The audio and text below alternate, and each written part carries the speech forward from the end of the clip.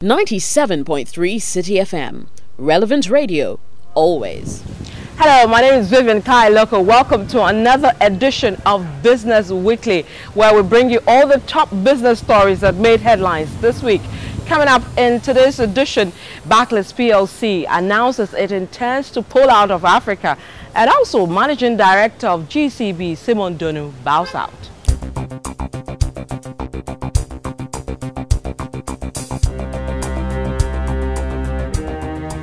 And let's move to our first story, where Barclays Bank Africa has downplayed fears that the pullout of Barclays Bank PLC will have an impact on its operations here in Africa. Now, Barclays Bank PLC early this week announced it intends to pull out of Africa. Now, there are fears that Barclays Bank PLC's pullout from Africa will affect its operations here in Africa, which is located in about 12 countries here in Africa, including Ghana. But in a press statement to Citi Business News early this week, Barclays Africa said the pullout of Barclays PLC would not have any effect on its operations here in Africa. A statement signed by its CEO, that is the CEO of Barclays Africa, Maria Ramos, said, and I quote, "Any announcement relating to Barclays PLC's shareholding in Barclays Africa does not impact the shareholding and ownership of these operations. Barclays Africa Group Limited wishes to reiterate that we remain committed to Africa, where we continue to be optimistic about our growth prospects and to operate in the normal course of business." We'll be bringing you more on this developing story. Let's still stay in the banking industry, where the Managing Director of GCB, Simon Donu, has resigned from the bank. His resignation took effect on 3rd March 2016. Now, sources familiar with this development tell Citi Business News Simon Donu is bowing out of the bank to pursue other interests. Now, Simon Donu became MD of that bank in mid-2010 after taking over from Lawrence Edu Mante in that same year. Simon Donu is a chartered accountant and holds an MBA from the Manchester Business School. Now, we are told that the Chief Operating Officer of GCB will act as MD of the bank in the interim.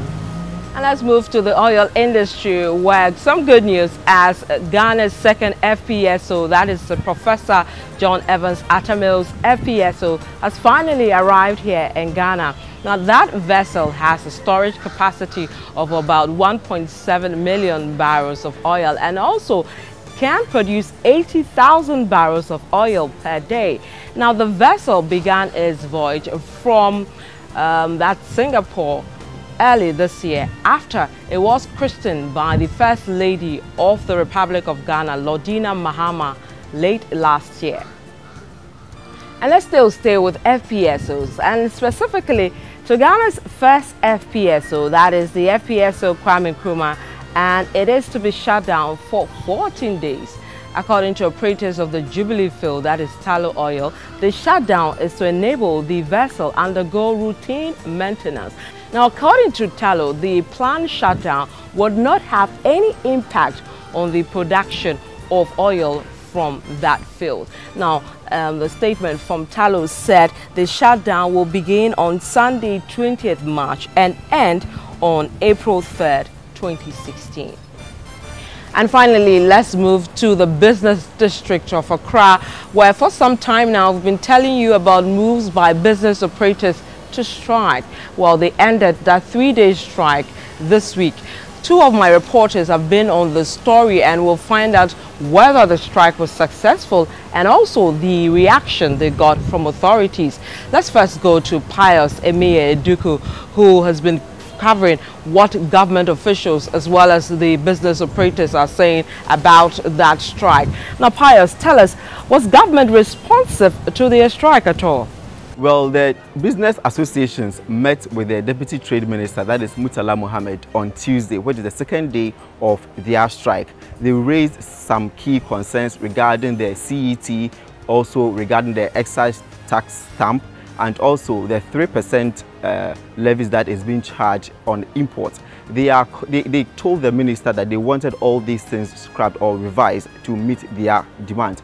what the deputy minister told them was that he's going to meet with cabinet about their issue and give them a response on Wednesday morning. But as at Wednesday afternoon, they hadn't gotten a response, and they met and issued a statement informing their members that they haven't gotten any response, which they said they were disappointed in the deputy minister for treating them with disdain.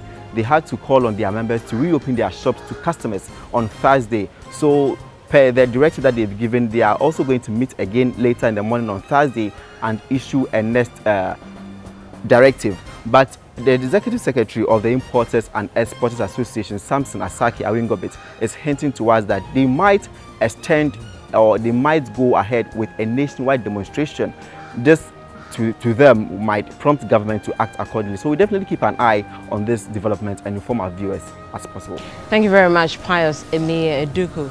And from Pius, let's move to Jessica Ayako-Ayi, who also was on that story. She actually went to most of the business districts to find out how successful that strike was.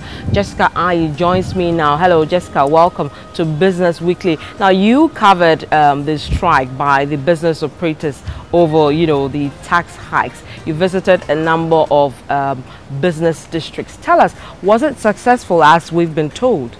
Okay, so I was at the Opera Square on the first day of the strike, Monday, and I can say it was very successful because as at the time I was there around 10 a.m. and about 99% of the shops were closed. Even one of the biggest retail shops in Ghana, Melcom, was also closed. And then I saw some of the traders sitting around. They were just chatting. So I went up to them and I asked them if they really believe government will do something about it. They just told me that, well, they are just hoping government will heed to their grievances and then they will meet them. And then also I spoke to an executive member of GUTA, that's Mr. Yeboah, and then he also told me that this strike was very necessary because the high tax was actually crippling their businesses. So he told me that he hopes government will actually meet their demand. All right, thank you very much, Jessica Ayako-Ayi. She has been on that story. And that's it for this edition of Business Weekly on Citi TV with me, Vivian Kai Lokko. Thank you for joining me. See you next week.